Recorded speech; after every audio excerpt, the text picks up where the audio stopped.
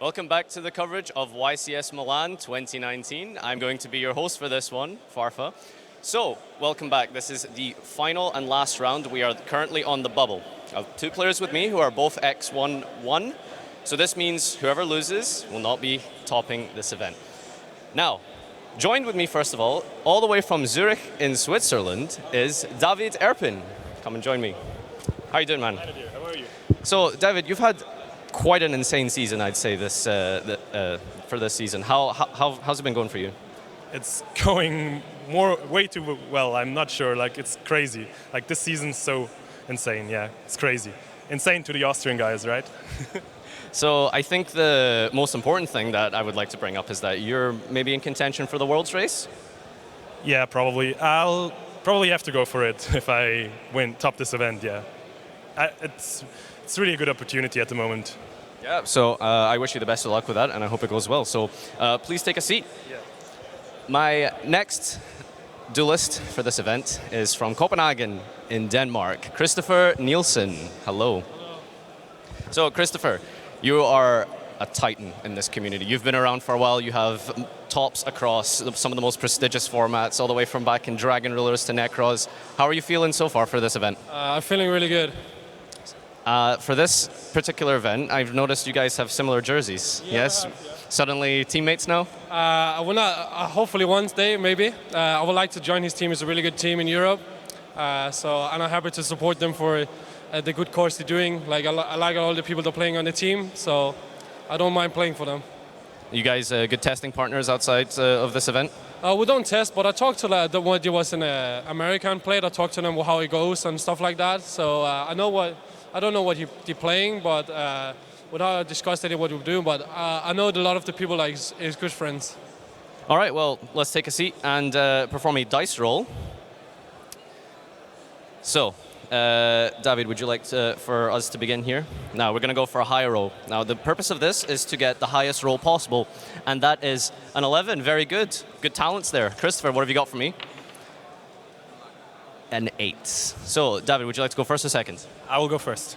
All right, well, best of luck, duelists. Let's take over to the desk with our commentators for this one, Marcello Barberi, and a special guest commentator, Darren Stevenson.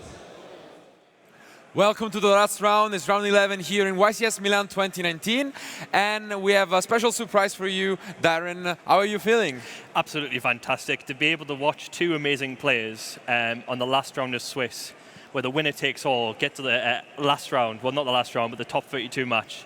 It's going to be an absolute spectacle, and be able to commentate that just feels like a gift. Yeah, absolutely. And for anyone not knowing you, you're also a very important player in Europe. We go way back. We actually, funnily enough, I think met and started talking in the USA rather than in Europe for the first time. We did, yeah. We were doing our little Worlds grind, weren't we? I think it was the year of 2018. Because you are, the world competitor, of course, from 2018, and a lot of also really good tops across the tournaments. So it's always good to have an expert here with me to do some commentary. And in particular, as you were saying, this is going to be a fantastic match. We still have a lot of good players. We started yesterday with 1945, and we are down to a few hundreds, but in a round we'll be just with 32. It's crazy how an event can just shift. You've got so many good players that are playing each other already. Like we saw round 2, Marcel Burry and Robbie Wackhoffner have to play each other round 2, and they played each other at Pasadena last week, twice in 6 days. And you've got two amazing players, which is very final worthy, with David Erpen and Kristoffer Nielsen, already playing each other now, just to fight for the chance to get to top 32 alone. Yeah, and although they are all both of them are really good, on our side we have Nielsen, who is more of an accomplished player overall, I want to say. He has been consistent throughout the years. I've also played against him a couple of times. He's always a really good player. But he's against, let's say, the surprise of the year. David has been topping 6, maybe 7 events only in 2019, which is just mind-blowing. It's 8, in fact. I was having a conversation with him before he started. He got to 8 YCS tops, which is insane. When I had my good year, I only had 5. And he's got 8. It's insane. He's been topping amazing events. He's been topping them in America. He's topped the 3v3. Yeah, and you could get his 9th year to really finish off the year. Absolutely. And as we were saying, they are only have a draw and a lose, and they are currently coming into the top cut of the largest ever Italian event. So they're both playing the same deck, little spoiler right there, which is Sky Striker Orcus. No surprise, it is performing phenomenally, but they have two different approaches, which we will see. David playing some interesting choices, but we will talk about that later. Kristoffer is surprisingly running card by card the same deck list as the winner of YCS Pasadena. Will he repeat? Well, if it's don't fix it if it's not broken, right? And if it's won the event before, the format hasn't really changed too much, so it's likely could win the entire event again. It's within a chance to do that. It could happen again, but that's enough for the talk. Let's go to the match and see these guys. Okay, so here we go. David won the title. How much do you think that's an advantage in the mirror match? I think it's very important. I played a couple of mirrors today, and I think every time I won the roll and I opened optimal, I won. Because you can really go for a really good solid play with Masquerena and Galatea. So it means you can just go into infinite Bomber Dragons, which is really strong in the mirror, because if you just shut them off from Galatea and don't let them go into any defensive cards, it's really strong. And Nielsen's opened a Phantasme here. So I think he's playing Ash, so I'm not sure if it could be optimal post Galatea, because if he was opting to play DD Crow instead, I think Phantasme would be much stronger. Absolutely, and at the same time, this is the main difference between these guys' deck lists. David is only playing 2 copies of Ash Blossom, while Kristoffer is playing 6 Entrops in the deck. Do you think one decision is better than the other? I'm not sure. I don't know how I feel about hand traps, because whenever you don't play the mirror match, they feel like more of a hindrance because they're not as high impact. But when you do play a mirror match, you really want to see it, because going first, I think, is really important. And I think they feel like they weren't going to play as many mirror matches because the deck's fairly new, right? It only just came out in Pasadena. So they might have thought, I'm probably not going to play that many. I'll play a more generic hand traps, which the hand traps that they're playing are fairly generic. Oh, and he is playing Phantasme as well. It's not just Ash. Absolutely. Yeah, this is Kristoffer, playing Ash, Phantasme, and Impermanence. Well, David is only playing Ash, so... It says Phantasme in his hand. Yeah. Oh. Is he playing Phantasme? He is? He probably is, okay. Then, yeah, they're both having it, and the only difference then is the Impermanence, which, to be fair, was more important when Lunalight was basically the best deck in the room, but now... I think people can be scared of a little bit of combo as well, because we've seen Thunder Dragon can end on Appaloosa and the boys. So, and an Impermanence just straight up just outs that board, so maybe he was just a bit worried about taking the combo deck. Absolutely, yeah. In Pasadena especially, since he was there, David could see, but at the same time the deck didn't have that much of a success, so maybe that's why he decided to cut them. But right now we're seeing the pretty usual opening. You usually, as you were saying, you go for Masquerena, and it depends on what your setup is, but art drawing the Crescendo is huge, because he can allow you to even put up one more negation. Yeah, it's crazy having both. Like Babel by itself just creates so much advantage, giving you the option to just like clear their board several times, because you've got a Hop summon, a Skeleton Hummus summon, and a Gizmek as well, so you can clear his board several times. And he's choosing to clear the Phantasme as well, which can be really good because of his hand's only a normal summon Harp, which it looks like his hand is pretty much that, but he has Foolish Burial as well, so he has more pushes, but it just gives him one more thing to just play through. Yeah, absolutely. Oh, and we see the even higher rarity version from the Masquerena from David. That's a beautiful introduction. In looking fancy. Yeah. It's really pretty. I think that rarity is absolutely lush. Yeah, absolutely. Makes us just want to buy several boxes just to hope to pull one. And now we see the card being picked up is the Art Porter. He really didn't need it, and the Cosmic Cyclone is there from Kristoffer to potentially shut down the Babel if he wants. I think that card's really good. I think it doesn't matter whether he was going to shotgun it or not, because it doesn't play around Cosmic either way. Yeah. I'm quite surprised that he's shotgunning it. I normally try to hold my Babel just to see what my opponent does, but regardless, he has Cosmic anyway, it doesn't really matter. So that Babel's gone now. Yeah, this is going to be huge. It's because now the Crescendo as well is not going to do anything for David, and he's left with the Call by the Grave. Still really powerful option, but is it going to be enough? That's what I'm wondering. It's a shame he couldn't end on the most optimal board, which ended on Masquerena and Galatea, which meant that his Crescendo would have been live. But you normally need to get the skeleton and do that in the end phase to do that. So he's been really punished here for not opening as good. So it looks like the dice roll might not actually matter, because Kristoffer's hand is really good. He has Foolish Burial to get access to any missing Orcus that he doesn't have. And he's already got Gizmek as well, so his hand's really strong. He can potentially play through it. What's his other set? He's got Crescendo and And the Cold by the Grave, Cold which by the Grave. helps a lot. But that would help quite a Yeah. lot, but he has it too much, I think. He has and the quite a lot. Phantasme maybe though can get him there as well. Like he can draw into Ash Blossom. Let's see. But the Gizmek comes down with one symbol being in hand. He doesn't have a huge risk. And what do you think of the fact that they decided to cut the brass from the deck completely? So I played brass, and to be honest, it didn't really have any impact unless I bricked, but then it can just contribute the bricks anyway. I don't think the card's very good in comparison to all your other Orcusts. I think you would only ever play it just to increase your Orcust number, just so it returns live more. Yeah. And then you're playing like a bricky card just so you can like effectively Destiny draw. And it doesn't really feel optimal. I think it was a good decision to cut it for sure. I wouldn't play it again. Yeah, and I think we are seeing this in pretty much everyone that's been doing well here in Milan. So might Did have he been a choose key to go factor. Battle Phase to attack over the Imp Masquerader? Seems so, but I think that was a good decision because Yeah. it means you don't have to worry about a potential Nightmare Unicorn, which can be really annoying. and here we'll see how much of an impact the Phantasme will have. Even though with the Cold by the Grave, I mean, it's not a bad of a spot, I would say. Yeah, I think he's okay. Like, it's really difficult to see who's going to win in an Orcus mirror match because Oh, yeah. one bad decision can just open up your entire like game state. A correct call by the Grave or an incorrect play by Kristoffer Nielsen could just like make the game crazy again. Yeah, and here is the Phantasme, and followed by the Cold by the Grave.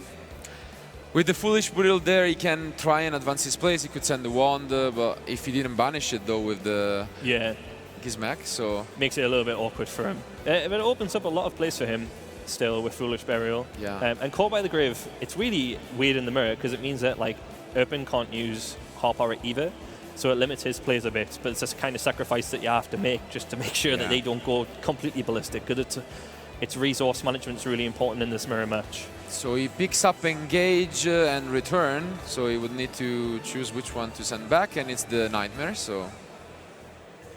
Engage is so strong in this mirror match. Like it's absolutely ridiculously good, especially when you resolve it for a draw, which you can do so often because it's a deck full of spells now.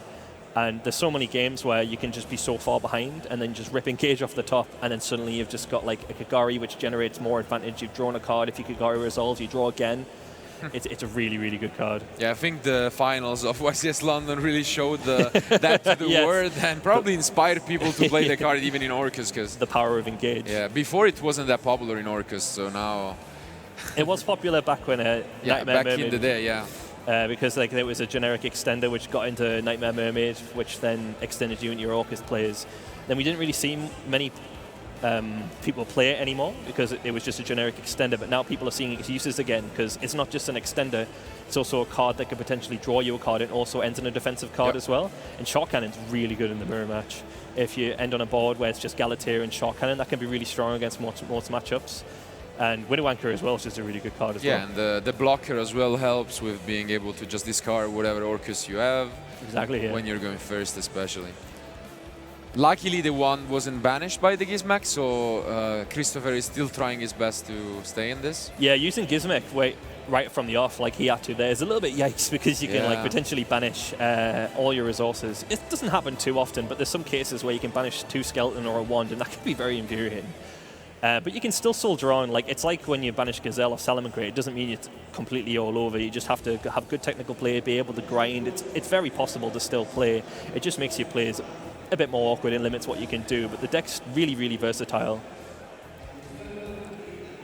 Do you have any bad memories related to face down banishing cards, like Desires or Extravagance? Oh god, I think the only thing with Desires is you always seem to just draw Desires off Desires. I I think once I was playing Paleozoic and I was playing Pot of Desires and I banished all my frogs. I was just playing Trap the Deck. It's like not having frogs, you really like see how rubbish Paleo is about the frogs. Oh, it was awful. Fair enough. You got any bad memories of banishing fake frogs this time? I remember, it wasn't me personally, but it was like my friend Federico Zoppini who played it in Liverpool with the ABC. Right, and he banished 6 letters with it, 3A, so he literally couldn't play anymore. But he tried to stay in there with just like B, attack, and B turbo. B turbo. B at B, and yeah. So he's resolving a skeleton, Yeah, which the is probably blocker one of is the there. strongest plays you can make, which is why people opt to play like Crow or Hold the Call by the Grave for stuff like that. Ooh, and he's getting rid of Yeah, he's the getting, skeleton, really like cutting off his engine, which is like, I think a really good play to do. Absolutely, but the engage, as you were saying, Yes. it's up there. And Means that he's still in the game. He could like get really, really fortunate here and engage and then draw into another Orcus monster and then return and dig into his deck for even more cards. yeah. He still has Babel though, so it means that if he's got a skeleton engrave, he has some Orcus sort of scenario. interruption. And he picks up another engage. Oh my god, this is That's ridiculous. Wow. Like, it must be a feature thing. Maybe Absolutely, it like, just floats to the top. Welcome to my world. And, yeah. Here we go. Oh, Nielsen's not going to be a happy guy. This is insane. Oh dear. It's like the finals is back. Yeah. And the afterburner is picked up. I'm not a particular fan of it, but it does help to send the cards quicker. And He didn't draw, did he? Did he not have 3 spells in grade? No, he didn't have yet. I think the afterburner is gonna be the third, so now he can use the second engage for a lot of value. Very convenient. Yeah, this is actually gonna be so good because the Babel is gone now. Oh, you man, can get this the is crazy. drones, so double engage for +1. This is gonna be actually. This is just straight up rude. Wow. Like this is so good. So now he's naturally gonna draw an Orcus monster here, I'm fairly sure. And he's just gonna pop off. Yeah, this is getting unfair for Kristoffer. It sure is. Is it the Orcus monster? It's the one, so he can still use it, so yeah. Here we go. I mean, sometimes it's just your day, and It is, yeah. Could he be on top number 9? It's definitely looking like it. Yeah. Is that no cards in hand for Nielsen as well?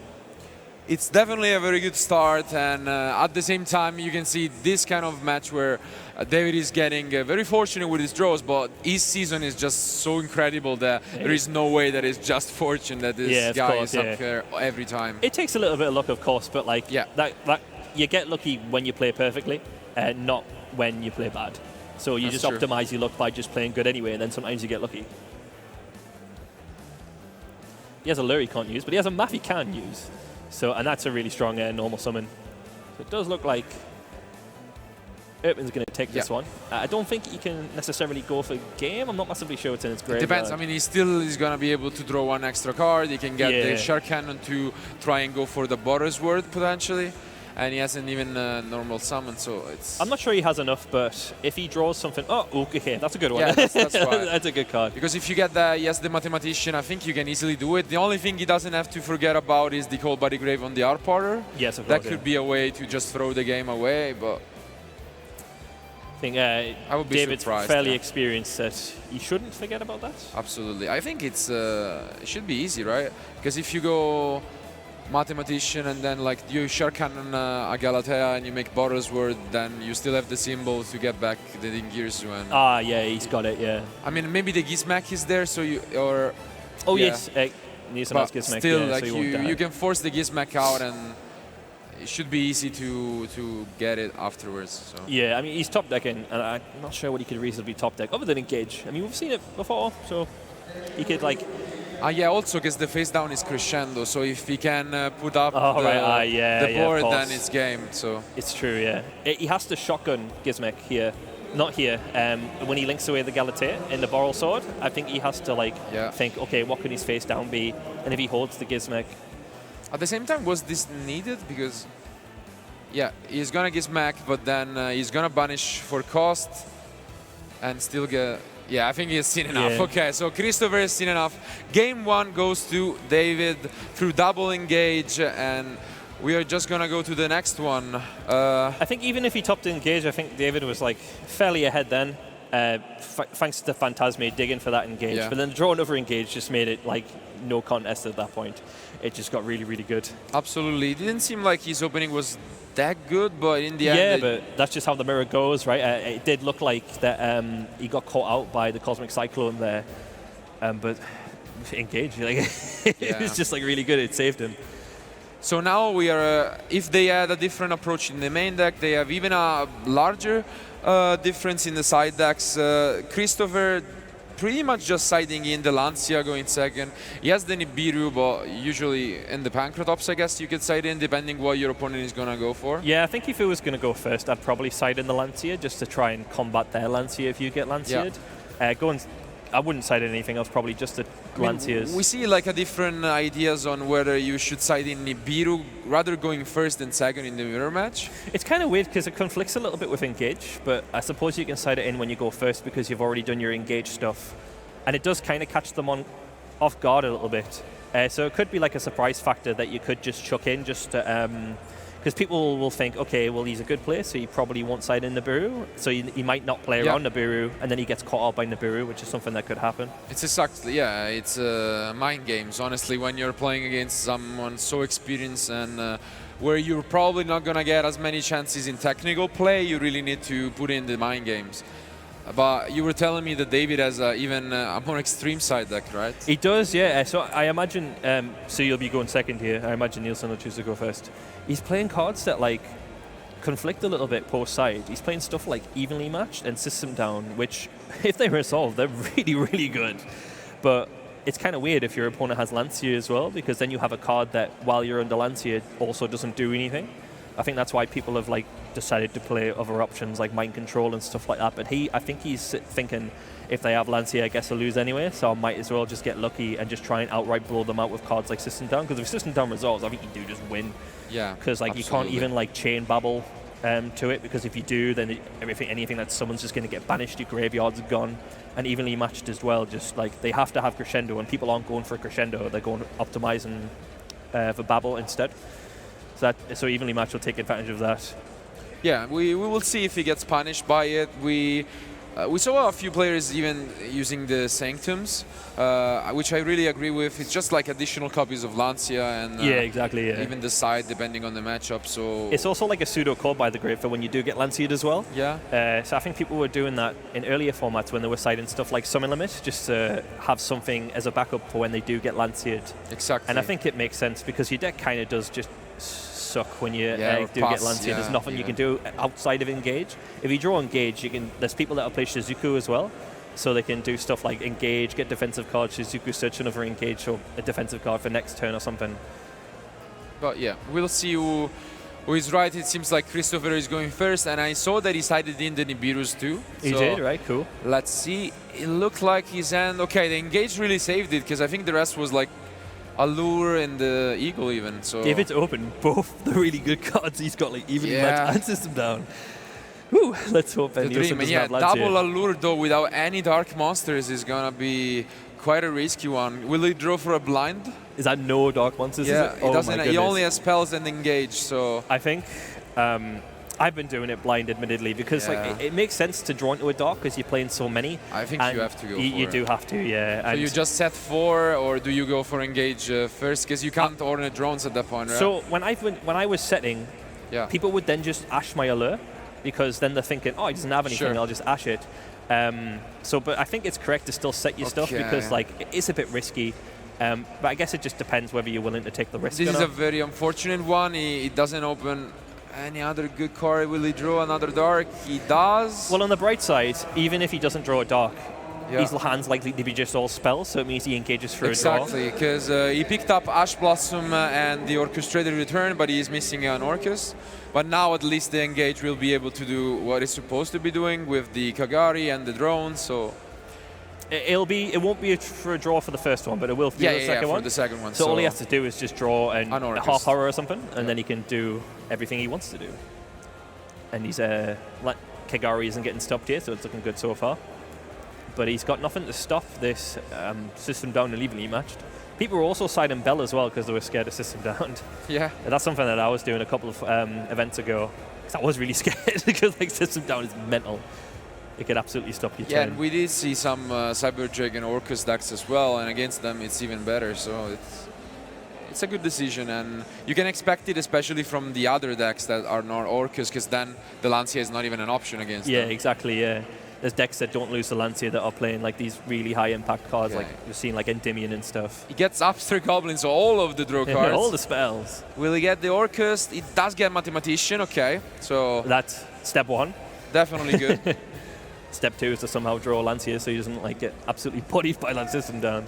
Yeah. How do you think he can play around system down outside of Lancia if he was respecting it? Do you think there's any way Probably he can? for the crescendo and try to just do that, but it's definitely tough. Do you actively play around it then? Do you respect it? Like, I think If Babel would be you more know, optimal. yeah. Because you would think people aren't siding system down because they're too scared of Lancia. That's what I would think anyway. Yeah, it really depends, because like if you're playing against someone that's siding like either evenly or system down, then I can understand it. But Depends if he knows yeah, the side deck, right? exactly. Yeah. But if you know that he's siding both, then I think the Right. crescendo just makes more sense. But Of course. But in this instance, he has yeah, both. he has both. So regardless, yes. So even if he yeah. does big brain and go for a crescendo, which he hasn't here, he's went for Babel, he is going to get blown out here. yeah, this might be. Do you think he would go for evenly here, or do you think he would value his battle phase and just go for system down? I mean, you can kind of do both if he has leaves like everything in the graveyard. It depends what you would say. Yeah, because, I like, suppose. what do you keep if you get evenly for like 4 or 5? Maybe the Babel, but Yeah, I think if it was just evenly matched, you probably would keep Babel. yeah. System down in the question though, I think you'd probably have to just keep Widowwanker. Yeah, I suppose. It's You tough. have to keep some sort of defensive card, but it means he's going to have nothing though after system down Yeah. and evenly matched, like no resources Because at all. evenly just probably is gonna leave him with just the Babel. Let's see if I can pick up the Lancia. This is This would gonna be like a crazy. game changer. This would If be he- insane. Yeah, if he gets the Lancia, this is completely different game. Will he get? He does. He does. This does is get crazy. Lancia. This is insane. He does it. Oh, No wow. way. And he gets another engage even. I'm not sure if he has the target for That's it, but great. wow, No, this is ridiculous. just absurd. He deserves it, to be fair. Yeah. After he topped engage, he deserves it. Crazy. Oh wow. And here it's You where think he shotguns it to play around the lure?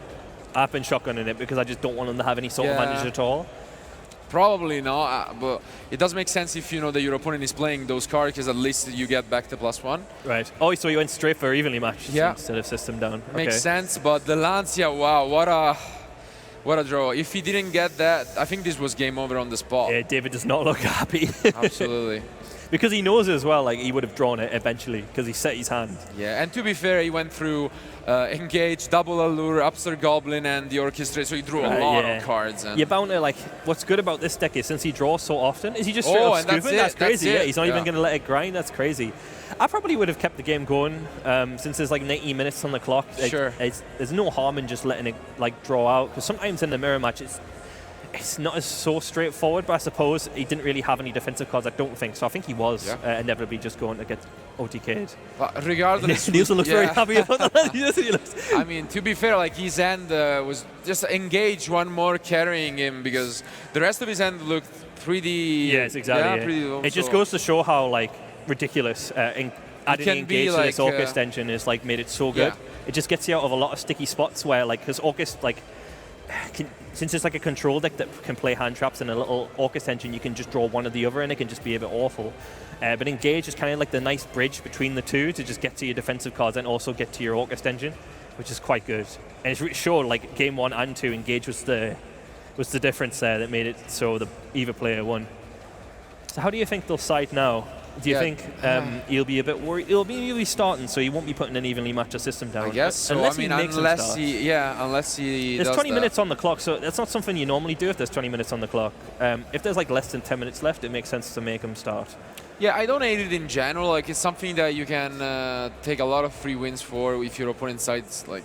It messes up their Yeah. side patterns too, right? Because if he goes for for the Pancratops, Pancratops, it means he and- opens a less optimal hand. That's why I don't mind it, but maybe you just got blown out by, at the end of the day, not side the cars. It was Yeah. just like engine and then the Lancia, which is gonna be there regardless of who is going first. So I think if I was in Erpen's spot and I was playing for top 32 right now, I wouldn't like overthink it. I would just think, right, stick to the Yeah, game plan, whatever he's exactly. doing, and just if he's making people start, just do it. If he's choosing to start, just do it. Just don't change it up. Absolutely, but as you can see, Kristoffer is siding in the Cosmics, the Pancratops, so that could have been a good decision.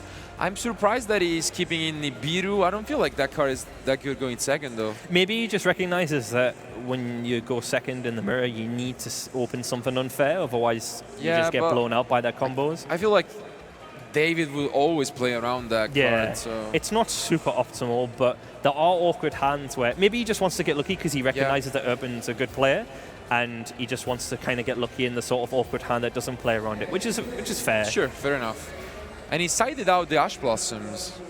That's surprising. I think so. Ash is really high impact against the normal summon deck that we've seen, where it plays a lot of normal summons, and people pass to that. Not so much the case now, because like you could Ash a engage and they just go, okay, normal Armageddon Knight, and then just have the full whack as well. So I think it's a bit subpar. I didn't choose to play it because I just thought it was like not a high impact hand trap at all. Yeah, I wouldn't mind cutting it completely, but yeah. We'll see. We'll see about the decision, but I think post side you just want everything to just be really, really good. And Ash doesn't really fit that category. It's fine when you get into like grindy game states and you hit something like really, really good. But at the start, when like David's starting, you could just have a hand that just plays through Ash and then you've just went -1 for no reason. But it all comes down to this. Regardless, one of these guys will advance to the top 32 and have probably the last event of this year to show that they are the best in the room. Who is going to take it? Yeah, it's insane. I think these are one of the favorites for sure. I couldn't really call it. David could be on his 9th top. Nielsen's will be his first for the year. He told me a fun story, actually. He started playing basketball recently, and he recently got an injury which put him out for a month, and it meant he could play loads of Yu-Gi-Oh! So hence why he's in the position he is now, which would be quite a fairy tale if he actually wins. Get injured at basketball and he just wins the whole event. That'd be crazy. Sure. And you can see that if David chose second, the end from Kristoffer would have been kind of awkward. That's pretty bad, yeah. Yeah. It just goes to show because on one hand, Kristoffer could have opened the best going first hand you had ever seen. It's just difficult to predict, really. And at the same time, David end was completely dead. He now drew with the Upstart Goblin and the drones. Otherwise, he would have just passed. He didn't have anything going on. Yeah. So luckily, he was able to get the Good drones. thing he's playing 39 cards instead of 40. Yeah. It's a shame he didn't draw Engage, though, because it means he can't really search a defensive card. Are you surprised that he didn't Phantasma here on the Kagari? I think he wants to hold it, because you can just send it with Ding, right? So I suppose he might be waiting for the point where he links into Ip. Yeah. When did he drop it last time? He dropped it on the first That's why he didn't dropped it immediately. That's why I Yeah. was thinking it might have changed game 1 if he waited for it. What do you think he would hope to dig for post side? Because I think the only hand trap he would have now is Nibiru, and he's not at a point where you can Nibiru him yet. Yeah. So I guess he can hold it. I think he might, since his hand is particularly awkward, he probably wants to make sure that the Phantasma sticks. So he's going to probably summon it after the Dingirsu, because likelihood is if he summons it before the Dingirsu, it's going to get sent, and his hand's really bad, right? But now he needs to do it because... He's dropping it now, right? Because, I mean, up until now he wasn't scared. There was no Orcus card involved. Now he sees There it is. Yeah. And he does... The Barricade board block is really versatile, the fact that you can just discard a card from your hand. Yeah. Because a lot of the time you can look at your hand and you're just like, oh, I just really want these in the graveyard. But being able to just randomly just be able to discard a card is really, really strong. Absolutely. So he shuffles back the Afterburner, but still doesn't pick up anything too great. You draw another Phantasma. Yeah. That is quite awful. You really want to see some spells with yeah, this he end. just drew a monster hand, which is not great. I think an ideal top deck here would be Orchestrated Return, because it means he can get an Orcus monster in the graveyard, so he gets an additional push. So at the moment, he's just got cards that aren't doing anything in his hand. And he could potentially not be able to summon the Phantasma straight away if he just ends on it Masquerena, which probably won't be... Well, he's going to have to Ding send that if he wants to end on Ip. For sure, and then the Pancratops, though, will come down and help Kristoffer break this board. I think Erpen's in, he's in an awkward spot regardless, because, well, he doesn't know that because of the Pancratops, but I think he needs to just get rid of that Phantasma, because, a Phantasma on board can turn a really awful hand into quite an optimal one just with a normal summon of a heart. And I think he recognizes that, so he's probably going to do the same thing. But it just means that he can't recycle his engine as great. Yeah, but at the same time, Kristoffer once more not looking too great with his end. It can be changed with one top deck, yeah, you can change completely. Completely, make we saw it. We saw it last game. From awful to great. Yeah. I think that's why this deck's so good, because it has a lot of powerful spells that can just top deck and just dig you out of sticky situations, which he's actually saw game 1 and 2. Is he going to send? He is going to send, yes. He's going to send it. Would you ever consider going for the Gizmak in the end phase, or? I mean, it probably conflicts with the Pancra. I'm not sure. Yeah, I guess it depends how he ends. If he ends on 2 monsters, then probably, because it means that you got an additional push, and his hand is bad. It doesn't seem like he's not going to banish Skeleton because he's got one in hand. So he has the Widow Anchor, he has the Call by the Grave. It's quite a impressive opening overall. Can Kristoffer pick up a spell?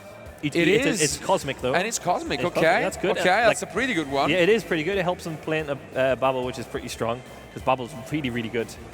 What's he got? A skeleton, yeah, so he's probably going to have to shotgun that. But it still means he'll have Unicorn, which is quite awkward to play with his hand. Oh, he's got Pancratops. Yeah, I mean, so. it's looking good, because in game 1 it was pretty much a similar end, but he got access to the Art Potter, which eventually got Called by the Grave. So this is really looking similar to game it's 1. looking better. Do you think he would Cosmic, or would he hold it and I think he Pancratops? Pancra, yeah, I think he Pancra every sure. time, but... He goes to the battle phase to try and like force out that skeleton, just to waste his resources, right? And then he has the decision whether he wants to Pancra the Babel or just use the Cosmic on it. Depends. I'd really want him to use that skeleton just to force an additional disruption out. Let's see. Because once that's out the way, it's one less thing to worry about. Yeah, I agree, because like David is stopped decking at the moment, so... Yeah, since he couldn't... Like, Phantasma is deceptively strong, like not letting Orcus recycle their engine, being forced to send it. And it just puts him in a tough spot, because if he uses all his resources, he can arguably keep the Nightmare in Grave, which is like something I'd probably do. So he has a follow-up, but he could be forced to just to stop himself from like getting like just absolutely destroyed. I'm not sure if he's went to the battle phase yet. I think that's. I think you would go straight to the battle phase, right, to try. Yeah, for sure. I don't think there is anything else you would ever do. I mean, you don't have that many options, so. Yeah, his hand's still like. I mean, he has Gizmek, so it's yeah, the somewhat Gizmek playable. does help, but. So he's letting his Zip die, which is fair enough. Okay. Because that was all like, no matter what scenario, that was just not resolving. Yeah, of course. And the time is fair. Like there are 10 minutes, so I don't think they have to worry too much about that. But I can't imagine this will be too grindy. Decided, yeah. Because the resources are getting like dwindled out by David, and it really depends how strong of a turn. Ooh. Yeah, the Call by the Grave is used on the Pancratops. Oh, but he has Cyclone. Oh Yeah. no, this is gonna ruin him. Here it is. Oh man, that's strong. But he sets Widow Anchor though. It's not particularly strong against Nielsen's hand, but it means it stops the Galatea, which is quite good because it means he doesn't enter the defensive card. And at the same time, it David's forces still top decking though. It forces David to not chain anything here, because if he does, like at least he will not be able to then use the Widow Anchor, right? Yeah, exactly. Which is kind of awkward for him. He's probably going to send a Gizmek so he doesn't get but OTK'd. he can't use the Nightmare here because there are no monsters on the field. So. Oh, of course, yes. So I guess he decides what he values more. A body. I mean, he's used the battle phase, I don't so think he he's doesn't going to necessarily chain have it. to use anything. So he loses the Babel forever, and his only line of defense here is the set Widow Anchor, which though has 3 spells in Grave, so that's pretty good. Oh, so you can take the Galatea, Yeah. can he? That's strong, yeah. You could arguably, when he normal summons the Nightmare, you could take the Nightmare and hope that he doesn't have an alternative play. Yeah, which, yeah, and he when he gets the skeleton, yeah. So in battle phase, he's gonna push even some more damage, and the Makes only sense, play he yeah. has available is just normal summon the symbol, and there you can just decide whether you wanna take away. I think it might make sense because then you cut him off using the symbol for next turn. I think either way, it just means that the Gizmo kind of sticks on board, which is, I think, is better. Yeah, and this is actually turning out to be just like game 1, much better for David, because then next turn he's available to do whatever he wants. He's still got his resources, which I thought would have been dwindled away, but he was wise to not use the resources. Yeah. And he's not losing. He's still on a decent amount of life points. I think here you can just take the skeleton, right? Yeah, if he's got 3 spells in grave, I'd for sure take it, and he's choosing to do that. What would he lose to here? Like, I guess return Nightmare, return Orcus Monster, but like you would for sure would have used that by now. For sure. Okay, they're just discussing the damage that was dealt over the Masquerina, but now. What? Not sure why that was put back in grave, but. Yeah, it's true. Yeah, shouldn't that be banished? Yeah, should that.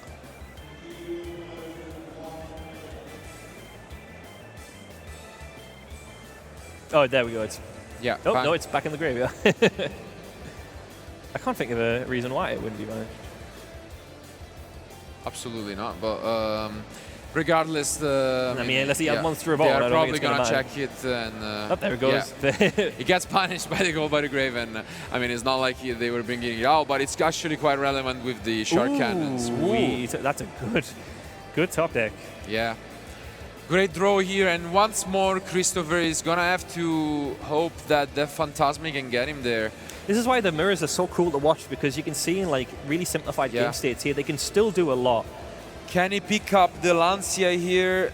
That's probably one of... Yes, he does. So the Lancia is picked up. That's crazy. It doesn't cut David off too much, but it's definitely the best draw. It's very awkward. I think that would definitely shift the tide in Kristoffer's favor. Wow, Lancia. This is such a back and forth one. He now gets the Lancia. He gets the engage as well for next turn. Really? Yeah, so that's crazy. That's actually one of the best Phantasme that could have happened. That's very, very often. Oh, he just drops it. Yeah, and it just goes for the Lancia. Wow. This is insane. Twice he just rips Lancia. Yeah. It's he does have banished the symbol, so he can use the Galatea, but the Babel is gone forever, so... what do? Do you just go and fish for 2 more cards with the return? It's weird, right? Because Crescendo's not doing a whole lot. Yeah. I think like you would just have to do it.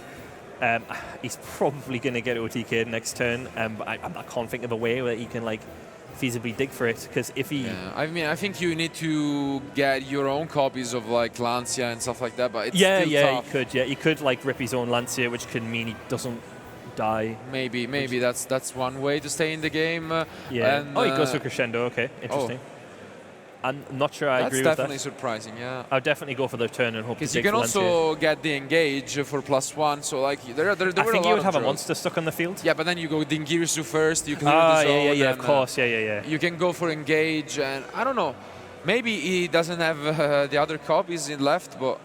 I don't see why he wouldn't. Has he banished off Gizmek or anything? I don't think he has. No, that's why. Like he would have needed to side those. Unless he sided them out. Yeah, but I mean, does he play? Do you really side out all of them? Yes, he's playing free. No, there is no way. I don't think so. I mean, we'll see. Maybe he has a better reasoning than us, but I think he has. Kristoffer has so many resources here to the point where it's going to be really difficult for David to survive.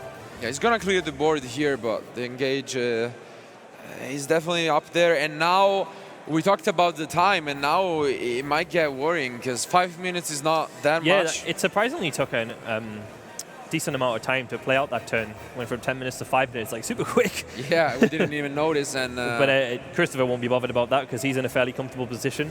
Yeah. And he only has to deal 3,750 with the resources he has, and he could probably reasonably do 8k. I agree. And David, in the end, he thought that he didn't want and try to get lucky, let's say. He wanted to rely on having the Crescendo, which he's probably going to put online now. Yeah. And that's the only thing he has, though. Will Crescendo be enough to save him? And I think just the Gizmek can attack over it, right? Yeah, I mean, he doesn't necessarily have to go for game, I don't think. He can just, like, summon the Gizmek in the end phase if he hasn't already summoned it yet. At the same time, it depends on the targets of engage, I guess, because he already used it once. That's true. He might value the engage draw more. And he's only got one Cyclone in there, so he's not going to draw off an engage. Yeah. So he could potentially do it, but you don't play that many targets for engage, so you might not want to risk it. It's a tough decision. It depends on what we can't see, which is what he banished off the first Gizmek. And that's what he's checking. Let's see. I do see an engage, but I don't see any Sky Striker cards. No, he's just drawn for turn. He's not using the Gizmek. Okay, and he picks up a really good one, so Harpotter. And the engage is going to come down. Do you think David would negate this? Yeah. Yeah, because he would just get Jamming Wave or Afterburner at that point, right? But now so I think... now he's just done for now, I would say. Yeah. He's like, it's just Ding Send, summon Gizmek. He's got no cards in hand. Poor David, he's had such a good year, but like... it seems like, it will show that the banished cards, of course, because you got to show his opponent that he still has some targets in the deck, because maybe he banished all of the Orcus cards. Yeah. But I think David has realized that this might be just game, and it shouldn't be too complicated to find it. I'm sure Kristoffer will not mess up at this stage, and it seems like the underdog of these two huge players will be the one to take it. So. Oh, he hasn't quite got it yet. I think he has banished everything. It's possible. I think he's got a skeleton in graveyard which he hasn't used. I'm pretty sure he's fine. But he does have the wand as well in the deck. Oh, right, okay. So He it should- seems like he should be, okay. but he needs to... I feel like he's overcomplicating it a bit, though. Like, I think he's just getting a bit worried that he's missing something, which is reasonable. If you play in the last round of Swiss, you don't want to make any the mistakes. thing is, this could be enough with 8,000. When your opponent is at 37, then that gotta be easy in a way, you know? Yeah. And I think he's just worried he doesn't want to make any mistakes at all, which is completely fine. Yeah. There we go. That's already more than enough. And yeah, just don't double check, triple check all that you need. You're gonna send the wand. Just and, don't overcomplicate. Just go battle phase. Just go safe. It seems like Kristoffer has done it. Well, he wins the match, 2-1. Congratulations to him. Let's go back to us for the post-match discussion. Wow, that was an insane game, as we would have expected from two really, really good players. And it's just like, I'm happy for Nielsen in a way. He hasn't topped all year, and like the fairy tale of like getting the basketball injury means that he's topped the event, and he could straight up win it. His technical play was sound, and his deck's really, really good as well. It's just a shame for David. Absolutely, and we do love a good story in Yu-Gi-Oh, and hopefully we'll be able to, as you're saying, avenge from the injury and just focus on Yu-Gi-Oh. It seems like he's going well, and he's representing the champion from last weekend with the same card by card deck. He is, yeah, like I said, don't fix what isn't broken, and if it won an event before, it's likely you're going to win an event again, since it's pretty much the same format, and it's a good formula. We just saw there that it's really, really good. It can get out of sticky situations with Engage. Yeah, we could have back-to-back YCS champions with the same deck, because now Kristoffer is 9-1-1, so he's guaranteed to make it into top 32. David, unfortunately, he wished he would have ended this amazing year with yet another top, but I'm sure he will not cry about it too much. Yeah, of course, yeah. The season is still underway. He's competing for the World Championship. Yeah. And if I had to bet, I would say he's going to be one of those players to make it to the playoffs and to arrive at the European Championship with other results. So overall, great match. It was great having you, of course, as your first. If you guys liked it, of course, feel free to post some feedback, and we're always there to listen. So it was definitely a good one. But now you know that the host for this round was Farfa. He is also going to have his first post-match interview with Kristoffer. Let's wish them good luck. Keep watching, because next is the most important one, top 32. So let's go to Farfa. Thank you, Marcello. We're here back with Kristoffer Nielsen for this player interview. Kristoffer, what a game, what a back and forth match that was. Well, that was the best match of the weekend. Yeah, that was incredible. So walk us through that. You first started off with game one. It looked like you managed to get into a little bit of a simplified game state, whittled down his resources. I thought I had him game one when I cleared the whole field with Unicorn and stuff like that. So soon he activated the engage, I know the game was over. And he activated another one. It's like, so yeah, it was a really good game. But yeah. So the first engage came down and you're like, oh, okay, right, engage. And then the second one, it was like, okay, right, let's move on. So for game two, however, you managed to pick up that Lancia clutch with the evenly match. That I told myself, if I don't draw Lancia now, I will lose the match. But I played my game so good I could. I played every game like what I could, and I did it so best I could. Yeah, and then finally for game three, it was really back and forth one. You were playing out of your mind. Like it was a super cool back and forth there. Your Gizmek, however, was resolved twice. Was there anything that you were worried about banishing there? Did anything drastic happen? No, not really. The only reason why I didn't do it during the end phase there? In the end phase, because I had to draw one of my normal summons for who would play Barcelona. I had to engage. So as soon as I will activate, he will negate it. Else I just search Afterburn and destroy it. So he had to negate it. And yeah, then I won. Then I draw my monster so I could do the combo. And I was scared of banish too much after August, but I play a really big engine of it, so I know I was safe. So that's why I think I was okay. All right, well, you've now made it into the top cut, I guess. You are X1-1. Yep, so this is basically a match where maybe you came into it, you didn't think you were going to be so favored. David has been on fire this season. How do you feel now that you've managed to conquer it? I'm really happy I won against a really good player, and the most important thing, we had a really good match. That was the most important, because I really like Yu-Gi playing cards, Yu-Gi-Oh especially. So that's the only, for me, was just it was a good match, back and forth, stuff like that, and yeah, it was a good match. That's what we like to see. The interactivity there was really top-notch. So, thanks everyone for watching this round. We'll be back soon with the top cut of top 32. Stay tuned, don't go anywhere.